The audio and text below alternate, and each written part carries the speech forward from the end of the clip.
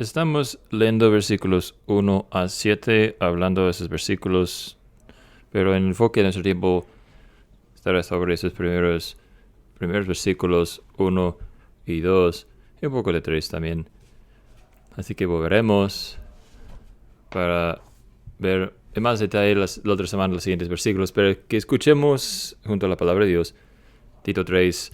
Recuérdales que se sujeten a los magistrados y autoridades, que obedezcan, que estén dispuestos para toda buena obra, que a nadie difaman, que no sean contenciosos, sino amables, mostrando toda mansedumbre para con todos los hombres, porque también nosotros éramos en otro tiempo insensatos, rebeldes, extraviados, sirviendo a concupiscencias y deleites diversos, viviendo en malicia y en envidia, aborrecibles, aborreciéndonos los unos a los otros. Pero cuando se manifestó la bondad de Dios nuestro Salvador y su amor para con los hombres, nos salvó, no por obras de justicia que nosotros hubiéramos hecho, sino según su misericordia, por el lavamiento de la regeneración y de la renovación del Espíritu Santo. Y Él derramó en nosotros abundantemente por Jesucristo nuestro Salvador, para que, justificados por su gracia, llegaremos a ser herederos según la esperanza de la vida eterna. Que el Señor bendiga su palabra leída a nosotros y predicada también esta noche. Déjenme hacerles una pregunta. Estoy curioso para saber en cuánto contestarían esta pregunta. ¿Cómo sabemos que a Dios le importa este mundo? Y estoy seguro que hay ciertas respuestas que vienen a la mente, pero principalmente el hecho de que ha enviado su propio Hijo aquí al mundo. Por tanto, amo Dios al mundo, que dio su único Hijo unigénito. Y esa será la primera pregunta. Respuesta no se quedaría, pero también debe estar en nuestra lista de respuestas. Bueno, sabemos que a Dios le importa el mundo porque nos ha dejado a nosotros. En ello nos ha dejado a nosotros aquí, en el mundo, sus hijos, para que vivamos aquí para hacer bendición a ellos quienes se encuentran en el mundo. Y mientras ustedes están en las páginas del Antiguo Testamento, eso llega a ser muy claro. Es un asunto que también habla Pablo en Romanos 13, cómo interactuamos con el mundo, con autores en el mundo. Vamos a leer esto en la primera epístola también y otros lugares. Aquí Pablo toma ese tema en el principio de Tito 3, capítulo 3. Él quiere que nosotros pensemos en cómo vivimos y cómo vivimos en este mundo. Y él tiene dos direcciones que quiere darnos, y luego dos razones para esas direcciones que veremos esta noche.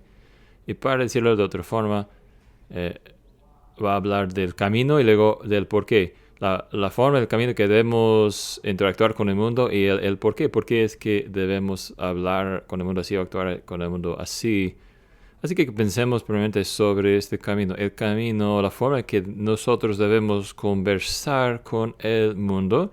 Y mientras usted más bien vea versículos 1 y 2, usted puede ver que hay dos temas en mente que él tiene.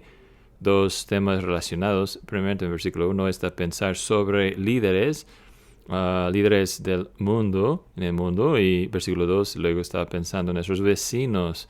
Lo hace más amplio su hablar, no está hablando de todos. Así que primeramente que pensemos sobre estos líderes en el mundo, cómo es que debemos conversar con los líderes que Dios nos ha dado a nosotros. Y usted verá lenguaje aquí que es familiar, es conocido porque ustedes han escuchado eso usado en lugares. Pedro también hablará sobre este tema. Él dice en versículo 1, recuérdeles que se sujeten a los magistrados y autoridades, que obedezcan, que estén dispuestos para toda buena obra. Así que algunos abren la pregunta, ¿por qué habla de magistrados y autoridades? Parece que se está repitiendo. Habla de magistrados y autoridades, habla de ser sujetos y obedecer. Usualmente una de esas palabras, uno es suficiente, pero habla dos veces, menciona dos veces cosas, magistrados y autoridades, que obedezcan y que estén dispuestos, sujetados, sujetan a ellos. Esa es la forma de Pablo de enfatizar el tema, ¿no? De estar enfatizando ese tema. Puede ser que él tiene en mente aquí magistrados y autoridades, magistrados menores y magistrados mayores, ¿no? Ambos cosas en que pensaremos en cuanto a los grandes importantes como presidentes o gente de Congreso, Senado o todo eso. Y también gente en quien no pensamos tanto como miembros del condado, la ciudad o algo así, la autoridad de la ciudad, magistrados y autoridades que se sujetan a ellos y que obedezcan. Él usa ambas palabras, ¿no? Así que está enfatizando ese deber. Él quiere que entendamos esto. ¿Por qué? ¿Por qué es esto? Bueno, yo creo que hay posibilidad por lo menos que los de Creta, la gente de allá, puede ser que sean o fueran más bien más como americanos como solemos pensar. Hemos ya leído sobre los de Creta que eran flojos bestias y todo lo demás. Hablamos de eso en versículo 1, capítulo 1 más bien, pero también leemos, o más bien de la historia, escuchamos que habían sido conquistados por los romanos hace unos cientos años antes, así que todavía era memoria de algunos y historia que sucedió hace poco por otros. Y en cuanto a los cretenses, no estaban muy cómodos bajo el gobierno y el poder de los romanos, así que es probable que Pablo entiende eso y que sepa eso y quiere enfatizar esto en gran manera. En otras palabras, los de Creta tenían una inclinación anti-autoridad y eso es algo que usted y yo como americanos conocemos muy bien, ¿no? Algunos dirían que así es como empezó nuestra nación por causa de esta anti-autoridad, mentalidad, actitud y sigue siendo con nosotros, estando con nosotros hoy. Así que aquí está Pablo recordándole a usted y a mí también que esos magistrados y autoridades que Dios nos ha dado, nosotros, están sobre nosotros, encima de nosotros en nuestras vidas. Estos líderes del mundo debemos someternos a ellos y obedecerlos. Ahora me pregunto, ¿qué tipo de reputación nosotros como cristianos tenemos en realidad en cuanto a esas cosas, ¿no? Yo creo que probablemente sea el caso que haya varios cristianos, muchos cristianos, que si usted tomara una encuesta de autoridad, diría, pues los cristianos suelen ser muchas veces como que molestos a mí, enojados conmigo, a veces parecen como que me rechazan o deshacen mi autoridad, a veces falta el respeto aún. Y estas cosas, todas esas cosas, son desafíos para muchos de nosotros, ¿no? En particular, mientras interactuamos con líderes quienes no tengan las mismas prioridades, quienes no tengan los mismos valores que nosotros tenemos. Sin embargo, Pablo está hablando en una situación aquí que habría sido identical a autoridades y magistrados quienes eran incrédulos. Y Pablo dice, cristianos deben someterse a ellos, obedecerlos. No quejándose, no rechazando su autoridad, no faltando respeto, con otra actitud, con sumisión, obedientes. Yo creo que es bueno para nosotros tener en mente a ellos quienes a veces en nuestro propio pensar tengan otro tipo de reputación.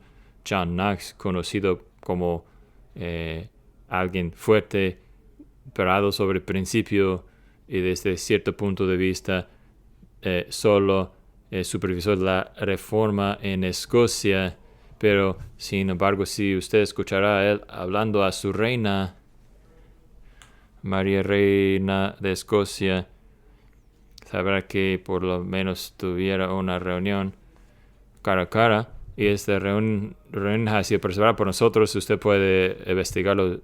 Ahí está un hombre de pie por principio y la verdad, y aún así mostrando respeto, escribió por lo menos una carta a ella y otra desafiando la sobre base de la palabra de Dios. Él él está muy en contra en cuanto a algunos de sus el liderazgo que había asignado al país de Escocia. Estaba muy en contra de eso, pero aún así mostró mucho respeto. Vuestra excelencia, vuestra gracia, y en cada forma, ¿no? Honorable, dama honorable, en cada momento, un modelo de honrar a ellos con autoridad sobre él. De pie fuerte en la verdad, es la cosa, ¿no? Puede ser, a ver, hay cosas en que tendremos que protestar contra la maldad y habrá tiempos en que tendremos que llevar testimonio de la verdad. Necesitamos sabiduría para hacer esto, no necesitamos gracia para poder hacer eso de una forma correcta y no podemos simplemente decir, pues yo soy un ciudadano del cielo, así que disculpa mi actitud y cómo me comporto. No. Y claro, bueno, sé que llegamos a un tema como este, la tendencia es inmediatamente ir a qué tal de, pero qué de, o qué tal de esa situación o la otra situación. Y claro, sabemos, ¿no? De que estos mandamientos nunca son sin condiciones, nunca son mandamientos, órdenes que tenemos que someternos sin excepción. Pero es nuestra tendencia de repente, inmediatamente ir a las excepciones, las situaciones especiales, en vez de pensar profundamente sobre nuestra propia actitud hacia ellos, quienes Dios ha dado a nosotros para ser nuestras autoridades. Así que él dice, se sujeten a los magistrados y autoridades que obedezcan. Pero hay una cosa más que dice aquí al mismo momento, él dice que estén dispuestos con ganas para toda buena obra. Ahora, este es un tema del libro de Tito, ¿no? Ya hemos visto ese tema antes en algunas partes, lo veremos en algunos otros lugares. En capítulo 3, la idea de buenas obras y cómo nuestra teología cristiana debe siempre andar mano en mano con cristianismo, deberes prácticos. Doctrina y deber siempre van juntos, así que la teología no es útil, productiva, si no produce una actitud o un comportamiento bueno, algo está mal con mi doctrina. Así que Pablo siempre lo repite a nosotros y usa esa frase, buenas obras o buena obra, en varias ocasiones a través de todo el libro de Tito. Pero vean el contexto aquí. El contexto aquí es de cómo interactúa usted con ellos quienes tienen autoridad sobre usted. Ese es el contexto. Así que esto pone diferente color en este tema, ¿no? Lo pinta de otra forma. Buenas obras en el contexto de interactuar con nuestro gobierno. Buenas obras en el contexto de interactuar con autoridades civiles. Listos, preparados, con el deseo de hacer cada buena obra. George Lai lo define de tal forma, dice que esto habla de cualquier y cada cosa buena que podríamos hacer. Cada cosa buena que podría necesitar ser hecha. Yo creo que el desafiante en esa palabra es obvio. No, primeramente, simplemente rechaza esa mentalidad de escondernos en una cueva como algunos de nosotros como cristianos quisiéramos tener, que mi propósito meramente es como que esperar aquí, esconderme, refugiarme en un solo lugar hasta que se acabe todo y regrese nuevamente a Jesucristo. Me muero primero. Pero si usted estará buena y preparada para cada buena obra, este sugiere que usted tendrá que tener en mente necesidades. Usted tendrá que estar involucrado con sus vecinos y comunidad, prójimo, y como resultado es exactamente lo que vemos aquí en otras partes de las Escrituras también, donde, por ejemplo, podemos volver al Antiguo Testamento, al libro de Jeremías. Jeremías tenía noticias duras a dar al pueblo de Dios, ¿no? Las noticias fueron, si ustedes serán llevados en cautiverio por los de Babilonia y tendrán que vivir en Babilonia por muchos años, 70 años. Ahora, ¿qué es lo que tenían que hacer en tierra ajena aquella? No su hogar. Ellos pueden decir, somos ciudadanos de Jerusalén, no ciudadanos de Babilonia. Pero ¿cuál fue su actitud? tenía que ser actitud durante ese tiempo de su vida. Bueno, Jeremías 29:7 nos dice, pero busquen el bienestar de la ciudad donde yo los he enviado en exilio y oren al Señor Todopoderoso por su parte, por su bien. En su bienestar encontrarán ustedes su bienestar. Busquen el bien de la ciudad. Busquen su bien. Que estén listos, dispuestos, como dirá Pablo. Están dispuestos para toda buena obra. Así que esto presenta una perspectiva completamente diferente, a lo mejor que sería nuestro estado de fábrica, nuestra personalidad que quisiera tomar, retirarnos, insularnos de los demás, protegernos del mundo de los demás, pero aquí es lo que Pablo quiere desafiarnos de una perspectiva proactiva o positiva en cuanto a nuestra comunidad y vecinos, tener en mente los demás y estar dispuestos, involucrados en nuestras colonias y usted puede pensar en diferentes formas que se aplicaría esto a usted. A lo mejor voluntariarse en su comunidad, por ejemplo, o una otra cosa podría estar ayudando a los demás, estar involucrado en organizaciones y dar a organizaciones de caridad y no estoy seguro dónde se corta el número, pero en algún punto usted tiene suficientemente dinero que usted llega a ya no dar un poco, sino dar mucho. Y algunos de nosotros podremos dar bastante y ayudar y ser proactivos en estas cosas, en ser bendición al lugar donde usted vive, en su comunidad, en su ciudad, su condado, su país. Buscar hacer lo bueno, dispuesto y con el deseo de hacer cada buena obra, toda buena obra, completamente en contra a la idea de simplemente sobrevivir de alguna forma. Lee Gales, uno de los comentaristas sobre el libro de Tito, lo resume este versículo de tal forma, dice, ser entregados a buenas obras, no divisivos y difíciles con quien tratar. Entregados a buenas obras, no divisivos o no causando división y difíciles con quien vivir. Y lo que está diciendo aquí Pablo, ¿qué es lo que quiere decir Pablo aquí? Está diciendo que hay mejor forma para el cristiano y mejor forma de que simplemente aceptar una aceptación murmurando de nuestros líderes y gobiernos, un bueno o en perspectiva voy a evitar ser un criminal y esa será mi contribución a la sociedad. No voy a ser un criminal, bueno, está bien.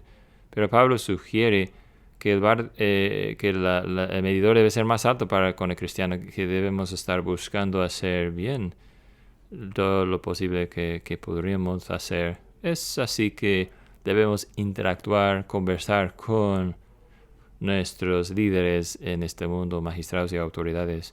Pero luego en versículo 2 se enfoca en nuestros vecinos en el mundo. Y yo creo que versículo 2 empieza. Hay 4 cosas aquí dadas en este versículo. La primera cosa habla de nadie y la cuarta cosa habla de todos. Y sí que en versículo 1 el sujeto es el pueblo involucrado, la gente involucrada, más bien son los magistrados y autoridades. Y aquí en versículo 2 él está pensando en todos nuestros vecinos, toda nuestra comunidad, hablando de que a nadie difaman, mostrando humildad a todos, mansedumbre con todos. Así que son algo de gran alcance, ¿no? Está abriendo eso a nuestro pensar. John Stott dice que son 4 actitudes sociales que pueden ser universalmente aplicadas sin límites.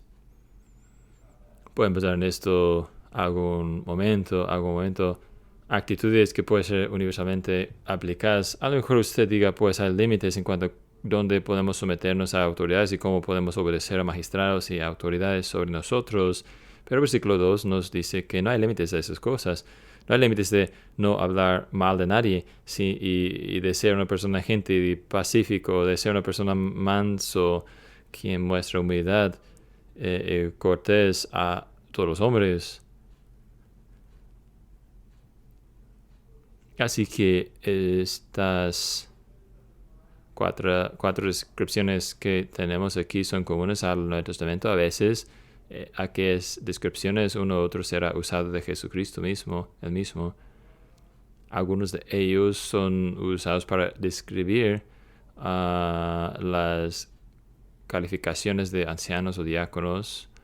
Y aquí esos cuatro son mostrados a todos nosotros en cuanto a cómo pensamos sobre nuestra relación a nuestro prójimo. Y qué tan diferente es esto, ¿no?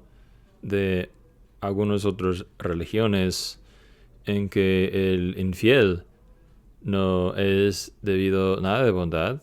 Puede tratar de usted en cualquier manera como quisiera uno. Pero otra vez Pablo dice, el estándar para el cristiano es más alto. Aquí es como nosotros interactuamos, aquí es como conversamos, aquí es como tratamos a nuestro prójimo. Nunca hablamos mal de él o ella. Nosotros somos pacíficos, no buscamos conflictos con ellos, somos gentiles hacia ellos y mostramos mansedumbre o cortesía o consideración hacia ellos. Yo creo que haya una advertencia aquí que debemos notar.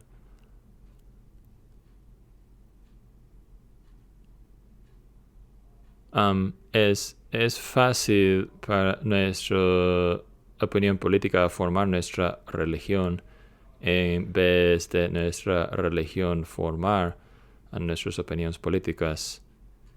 Y hay una mentalidad muy común en el mundo político y las cosas políticas parecen estar devorando más y más nuestra vida como americanos juntos. Y esta mentalidad es como un juego un juego intenso, es decir, que si el otro lado gana, entonces nosotros perdimos, y si podemos ganar, eso significa que los demás, el otro lado, no van a perder. Entonces, este deseo a ganar puntos contra, argumentos contra el otro lado, a ellos quienes oponemos políticamente, y usted puede ver el peligro en esto, ¿no?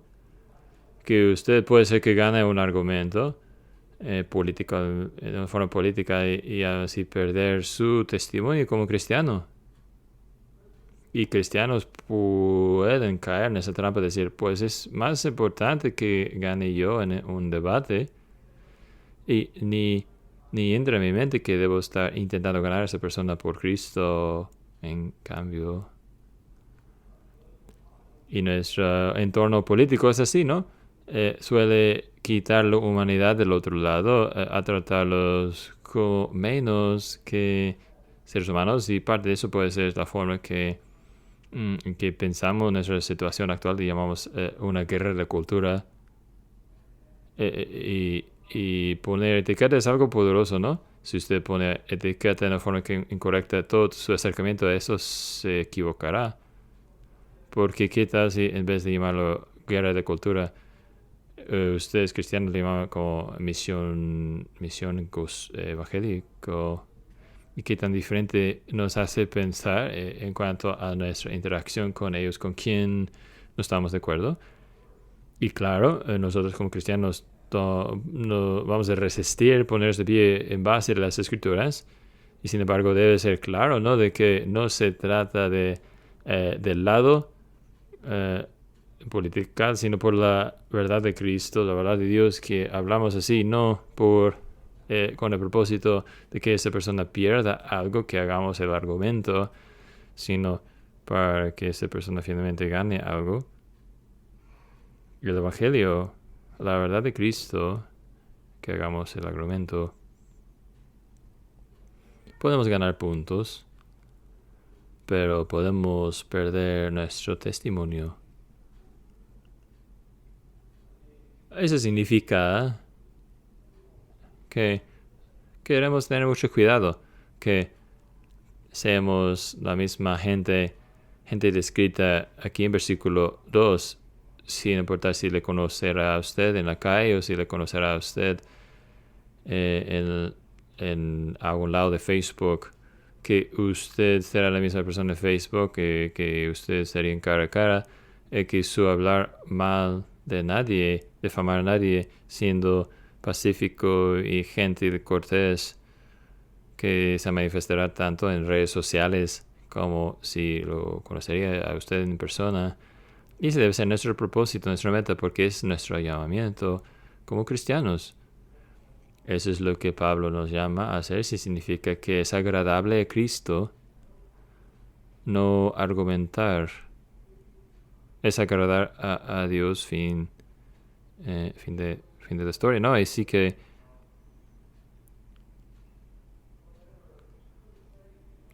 cualquier batalla en que pensemos que estemos en cuanto a la cultura o lo político como cristianos. Primeramente somos cristianos y como cristianos no tenemos opciones en cuanto a cómo vivamos y cómo interactuemos con personas. Aquí es Tito en un solo versículo explicando por nosotros una consejería y sabiduría que podríamos nosotros pasar todas nuestras vidas, intentar aplicar correctamente. Así que solamente para hablar a lo que tenemos ahí en versículo 2, no somos contenciosos o severos. Versículo 3, y con envidia aborrecibles, aborreciendo los unos a los otros, estamos persiguiendo la paz. Somos gentiles, mansos, y así sería necesario a veces a dejar a un lado nuestros derechos para reflejar a Cristo en una situación en particular. Así que estamos listos a de una forma manso llevar ese tratamiento. Seremos maltratados. No cada persona con quien hablamos estará viviendo según versículo 2, pero nosotros sí. Eso significa que dejaremos a un lado nuestros derechos listos para llevar mal comportamiento, maltratado, palabras no bondadosas y acciones iguales, porque nosotros estamos persiguiendo paz y cortesía y mansedumbre. Y todo el tiempo haciendo eso, bondadosos. Me encanta la frase guerrero contento. Hablando en cuanto hablo del mundo, soy parte de la iglesia militante, sí.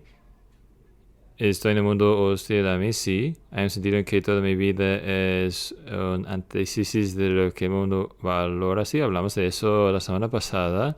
Al fin del capítulo 2 es claramente el caso. Y sin embargo, soy llamado a ser una persona que conozca el gozo del Señor. Así que soy un guerrero feliz en medio de esto todo. A buscar el bien de los demás. A buscar hacer bendición a mi alrededor. Gozoso, contento, feliz en mi comportamiento, considerado en mis acciones, porque estoy entregado a la bendición de mi prójimo. No estoy intentando ganar un argumento con él, estoy intentando ganarlo a él, a Cristo. Estoy comprometido a su bien. Y usted podrá ver aquí que Pablo empieza el capítulo diciendo, recuerdes. Eso subraya por nosotros que esos son los tipos de cosas que solemos, ¿no?, a dejar a un lado y olvidar. Esas son las cosas que solemos tan fácilmente dejar a un lado. Suena muy bien domingo en la noche aquí, pero cuando llega martes en la tarde alguien en trabajo con quien estamos batallando, sí, es fácil para nosotros dejar todo eso a lado y regresar a nuestros viejos caminos. Y Pablo dice, aquí es el camino de bendición. Es por eso estamos aquí, para hacer bendición este es el camino, la forma que debemos conversar con el mundo. Así que líderes mundiales y prójimos mundiales del mundo, ¿no? Así que debemos conversar con ellos. Pero luego hablemos un poco del por qué y nos meteremos en versículo 3 y 7 aquí. Pero más adelante volveremos a esos versículos en la otra semana y mucho más detalle. Pero ¿por qué? Porque es que conversamos de tal forma con nuestros líderes del mundo y vecinos del mundo y todas cosas aquí, versículos 3, porque no olvidamos quiénes éramos, no olvidamos quiénes éramos. Y en versículo 3 nos recuerda, dice, ¿por qué?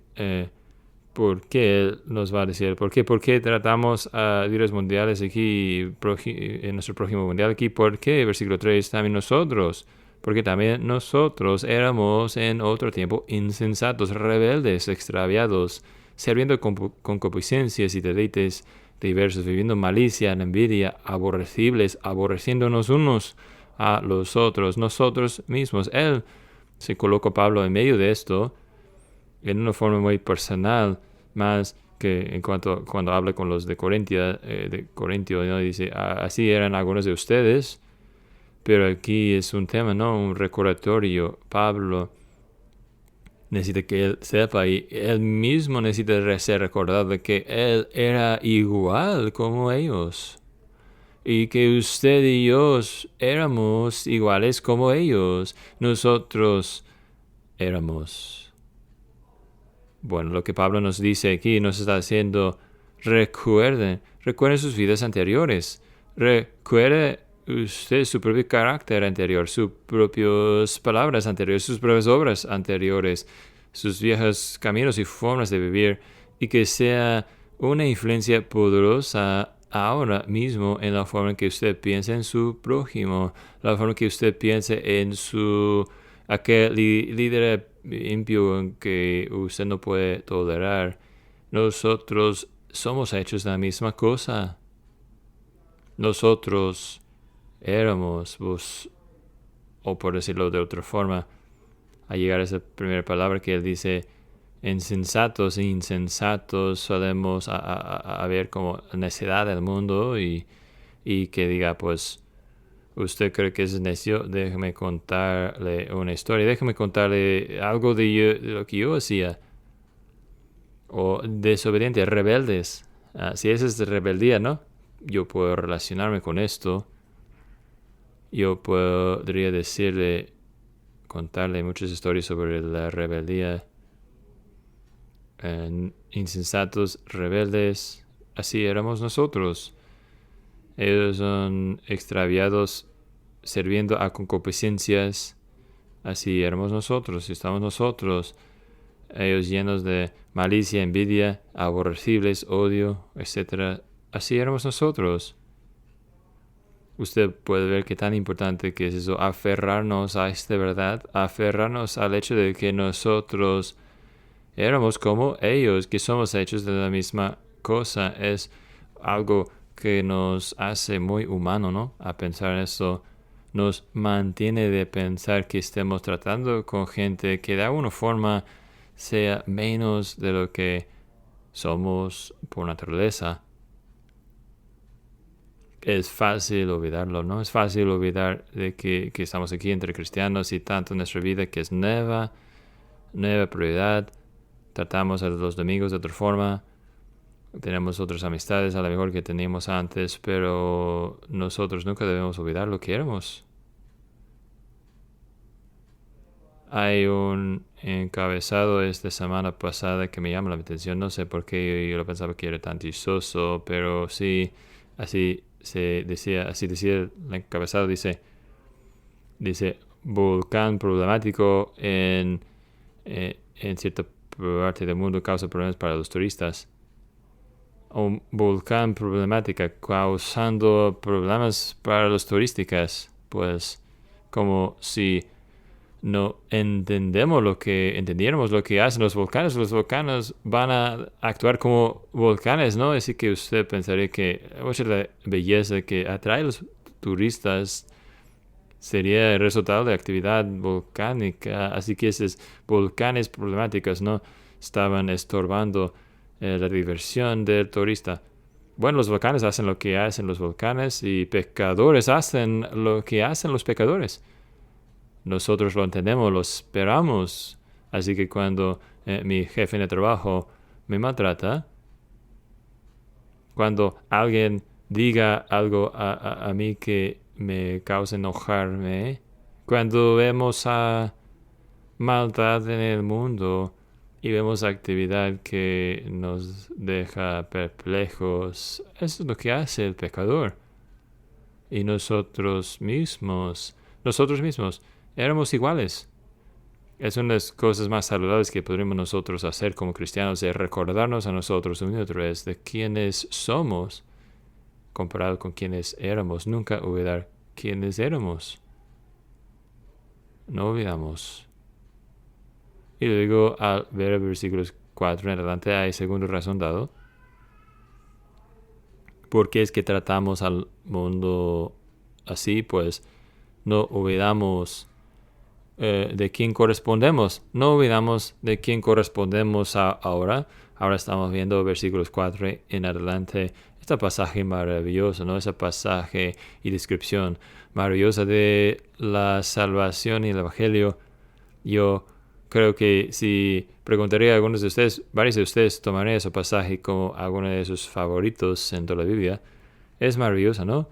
Y he dicho eso antes, pero quiero mencionarlo nuevamente esta noche, que la Biblia usa las palabras o menciona las palabras más nobles para fortalecer algunos de los deberes más básicos, los deberes más básicos. De hecho, es algo muy maravilloso en cuanto a nuestra fe cristiana, ¿no? ¿Cuántas veces sucede esto, no?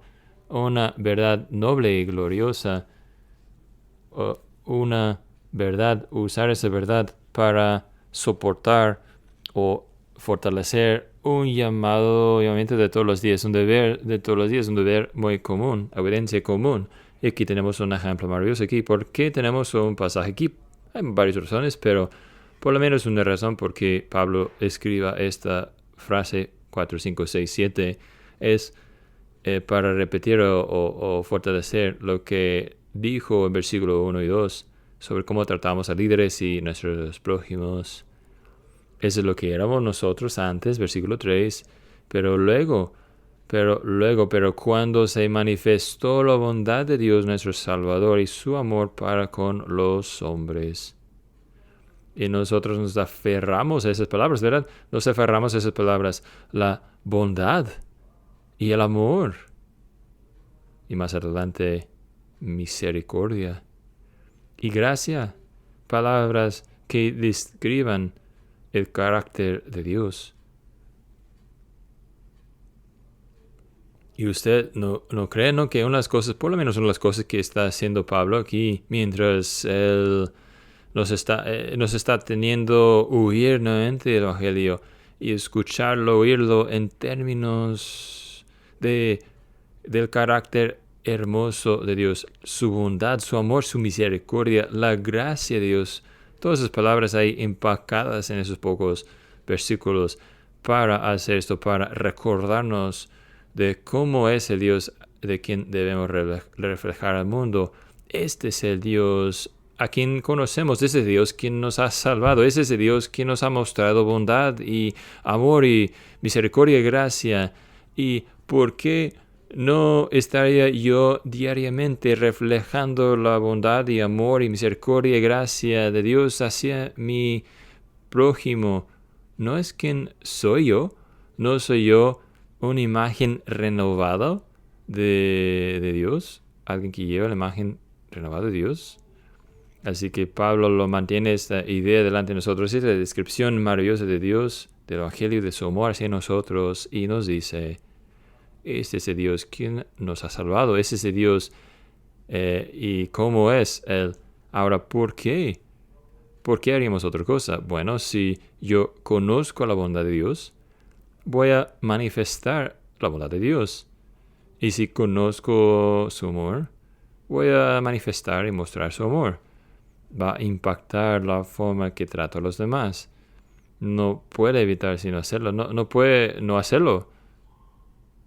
Y este es el lente a través de que vemos hacia los inmundos, los impíos a nuestro mundo, a través de la lente de Dios. Es bondadoso y amoroso hacia mí, así que yo voy a buscar a ser bondadoso y amoroso, misericordioso, yendo de gracia a cielos a mi alrededor también.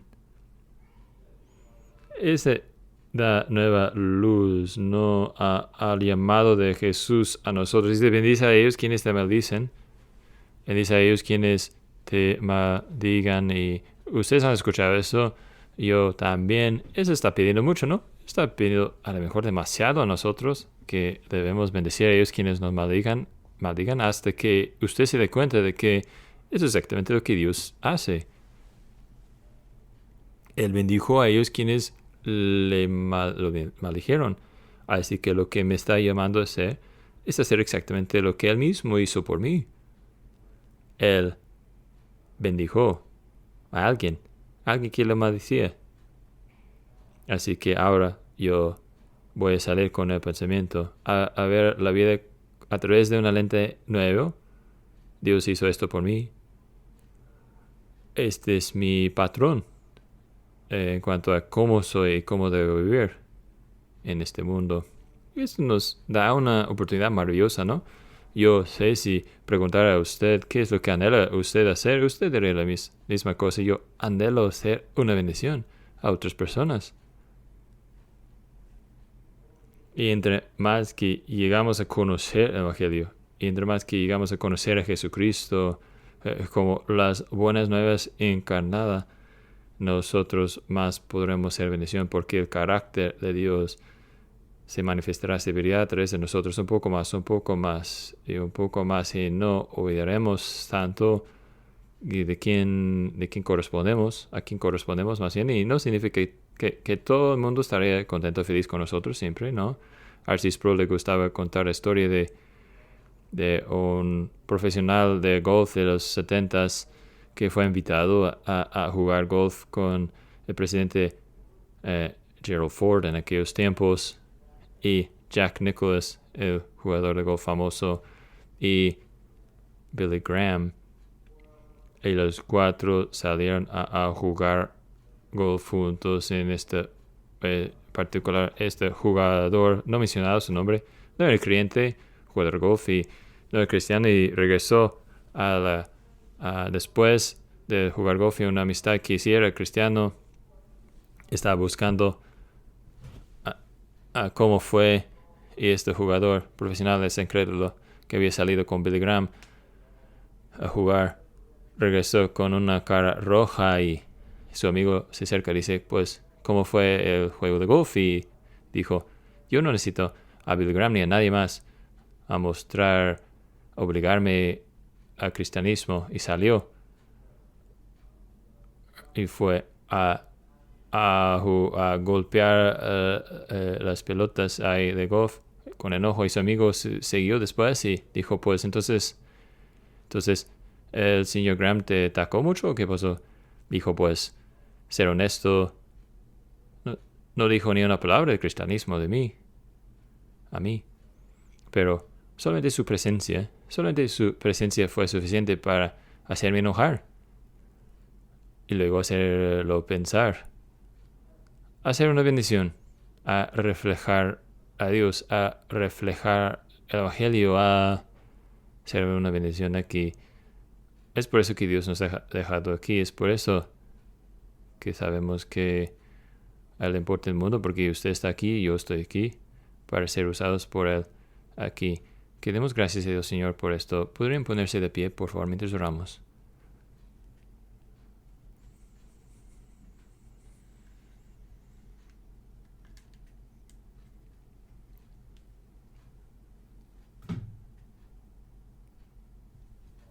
Padre, tú has tan ricamente bendecido a nosotros, no solamente a conocerte, a conocer tu Hijo, sino para ser testigos diarios a ti, para que donde sea que nos encontremos Y lo que sea que hagamos, simplemente vivimos de tal forma que reflejemos algo de tu gloria en el mundo. Y Señor, ayúdanos a hacer esto. Muchos de nosotros tenemos familiares y amistades incrédulos, compañeros de trabajo, gente a quien, vecinos, gente a quien deseamos conocerte. Lo deseamos más que nada. Y Señor, Padre, pedimos que nos preservas de estorbarnos a nosotros mismos, que nos ayudes a poder clavar a la pared nuestro orgullo y el autoamor y todo lo demás que nos estorben, ayudas a nuestro Dios a entregarnos a este programa que tú has puesto delante de nosotros y más de nada a darnos a ti, a nosotros mismos, entregarnos a ti y tener una renovación de carácter nuestro mientras nos exponemos diariamente a tu palabra en la oración. Cámbianos, Señor, pedimos.